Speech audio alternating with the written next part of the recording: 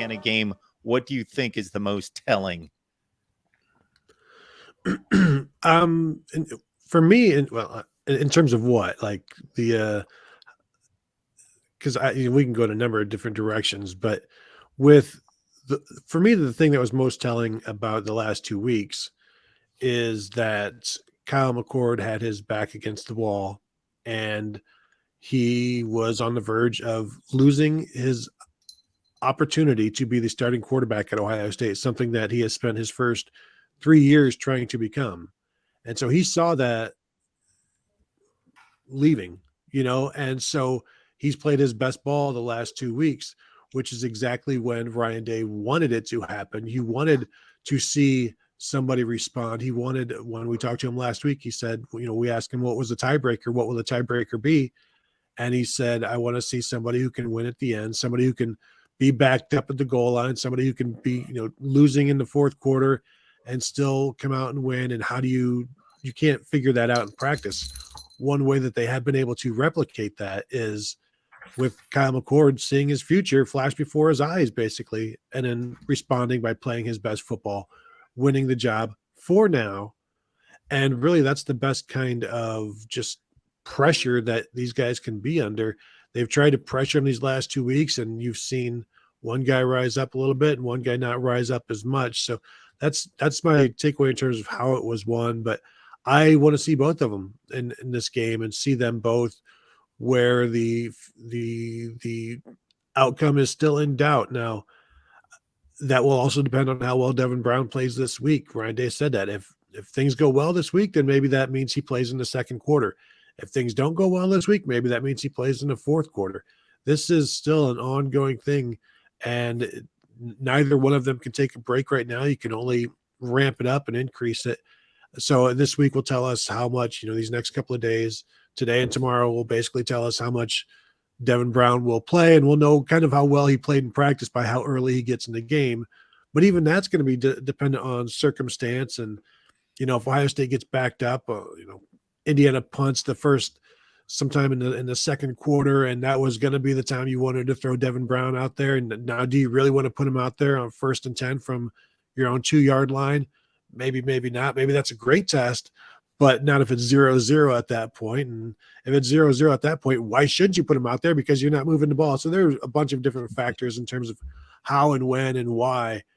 But you try to go in with a little bit of a plan, or maybe a decent sized plan, but knowing that can all be thrown out the window just depending on time and circumstance. Yeah, the usual plan is for the starter to play the first quarter, and then the backup or the next guy would come in maybe on the first series that starts in the second quarter. That's how it's been done a lot of times at a lot of places. Remains to be seen. I mean, by all rights, if that's how it goes, Ohio State could have a 14-3 lead, which would be comfortable and a good place to put him in.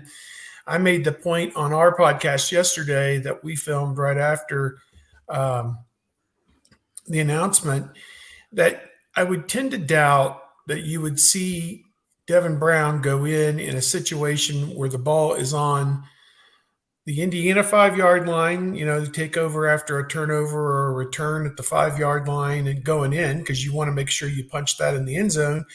And as Tony said, I wouldn't put him in on Ohio State's own 5-yard line. Here you go, kid. Go out there and don't make a safety, or throw a bad pick six deep in our own end.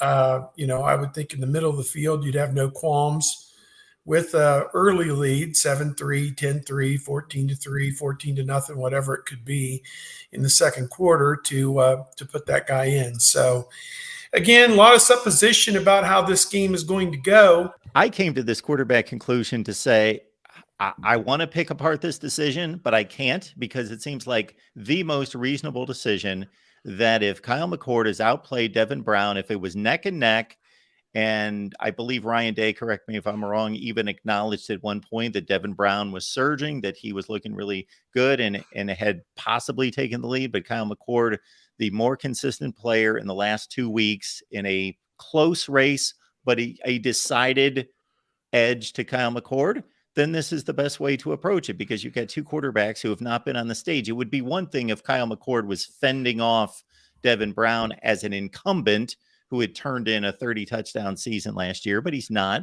So put him on a stage against a real opponent and give McCord the start because he earned it on the practice field, but Devin Brown may turn out to be the better player when the lights are on. Well, and as Ryan Day said, he was asked, because he's been saying like you want to see a sizable gap. And so when they announced this and the question was, well, so what's the gap now? He's like, well, it's big enough to give Kyle McCord to start this week, but it's also not big enough to where you're not going to play Devin Brown.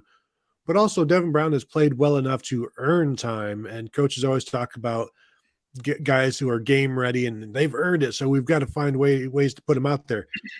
That doesn't always happen. They talk it up all camp long and say, or all week long, yes, we've got to get this guy out there. When the time comes to actually do it, though, during the game, they get a little nervous and they get a little sphinctered up, and they won't pull the trigger on stuff like that. But for this job being as special as it is, if you really want all of the information, and Ryan Day is adamant that you can't know everything about your quarterbacks until you see them play in a game, then you don't want to go into a situation where you're not trying to get all of the information that is out there. So I'm what else are you supposed to do if nobody takes a huge leap and runs away with it in camp? Like, are you just supposed to ignore the possibility that there might be another starter in the room? So you give both guys an opportunity. You let one fail, and one guy will work out, the other will maybe make some mistakes, and you do it in a way that won't cost you a game. And they've got 3 games to work this out, and I would not expect a second quarterback to play at Notre Dame unless it's some sort of a blowout or some sort of a catastrophe. But you've got 3 games to work with. As they say on Step Brothers, explore the room, go ahead and put your bunk beds in there and just go at it and see what you can figure out there with the quarterbacks, and let Devin Brown play with the first team. I think that's what everybody wants to see as well.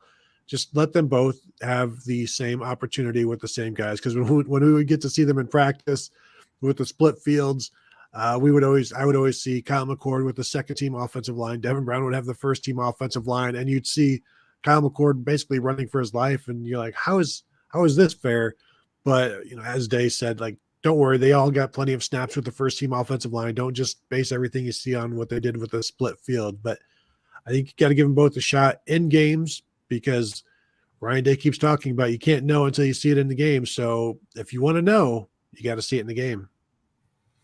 Yeah, I agree. I didn't have a problem with the way that they're going to handle it. I know it is a little bit unorthodox and maybe a little bit wonky, but it is kind of a soft launch. I mean, Indiana, we debated this at the beginning, could give them a game, or they may not give Ohio State a game. We honestly don't know.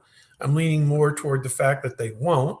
If we believe Ohio State's defense is improved and Indiana is starting a redshirt freshman who's never played at quarterback, never played much, few throws here and there maybe, that's not a recipe. Even against a bad Ohio State defense, that's not a recipe for success. I mean, last year's Ohio State defense would have chewed that kind of team up and spit them out. So now if we're thinking they're even better, where are the points going to come from for Indiana? I mean, are you going to score 14 maybe? Ohio State scores 45, 50 just falling out of bed, and it doesn't really matter who the quarterback is a lot of times. And if Indiana can't stop the run and Ohio State piles up 250, 300 yards rushing and controls the ball all day long, then, it's going to be a short game and a lopsided game for Ohio State. And, Ohio State went on the road last year. This kind of reminds me of the game at Michigan State, where they just went in there and played a perfect half of football almost in the first half and just demolished them. And, people left at halftime. People are like, well, how many Ohio State fans are going to be at Indiana? And I'm like, well, it's the first game, and they probably have 45,000 season ticket holders, whatever. So maybe 40,000 of them will be there. The other 15,000 will be Ohio State people. They haven't given up on Indiana football yet, for this season. Usually about late October, if not earlier, the thump, thoughts come along with basketball. But, right now, they're still optimistic and hopeful that they'll have something there to root for. So, it may not be the big Ohio State outpouring that you normally see, but tickets are still pretty affordable. I think if you want to go and get in, it's like $50-$60. Anybody who's got nothing to do, it's Labor Day weekend, take off and go. But, all things being equal, quarterback situation, I'm good with it. And as Tony said, I want to see Devin Brown get the opportunity with the first team, and then you will know what you have, I think, a little bit more than you do right now.